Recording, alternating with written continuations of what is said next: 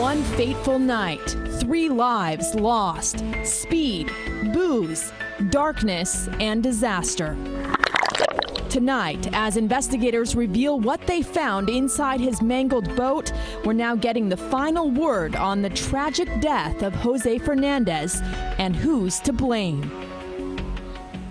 In the conclusion by the Florida Fish and Wildlife Department, investigators use words like reckless and impaired to describe Jose Fernandez. And it lays the blame squarely on the late Marlin star for the crash that killed him and his 2 friends.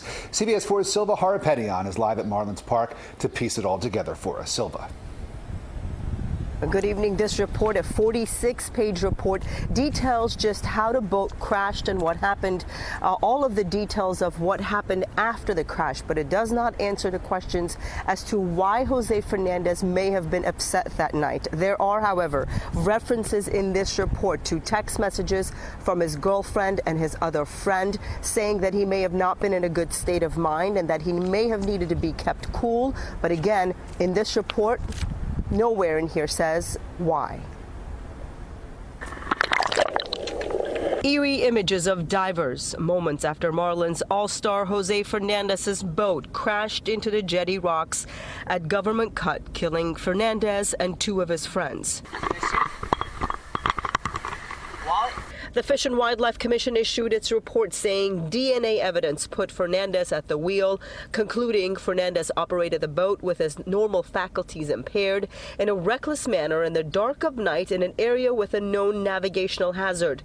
Fernandez's family attorney says he is skeptical of the findings. I'm very critical of both the fact-finding and the conclusions reached. I think there were stacked conclusions. The report said Fernandez's blood alcohol level was almost double the legal limit and he had cocaine in his system. Receipts and witness accounts say Fernandez and his friends Emilio Macias and Eduardo Rivero had bought 2 bottles of Don Julio in addition to a number of other alcoholic drinks at American Social before heading out to sea just before 3 a.m. Their every single move recorded on the boat GPS, giving investigators a clear indication of the timeline. You can see divers try to pry the GPS out, telling investigators they hope to preserve the evidence.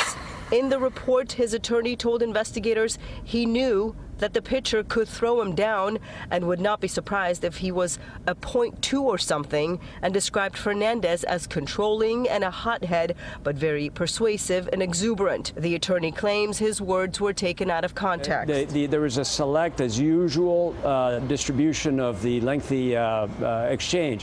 What happened is that they said they were talking about the narcotics, and I said it was absolutely impossible that he had voluntarily ingested cocaine, that he had no known history, that he had no known necessity for it, that he was very guarded against it.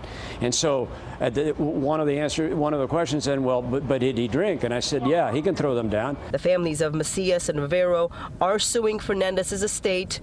Their attorney telling the Sun Sentinel the families of Emilio and Eduardo are not vindictive and are simply hoping that an amicable settlement can be reached.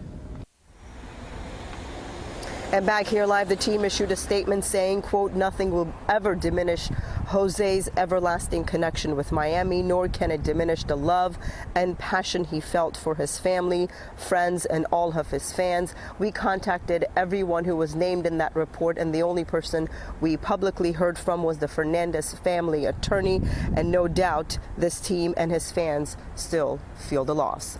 I'm Silva Harapetian on CBS 4 Tonight.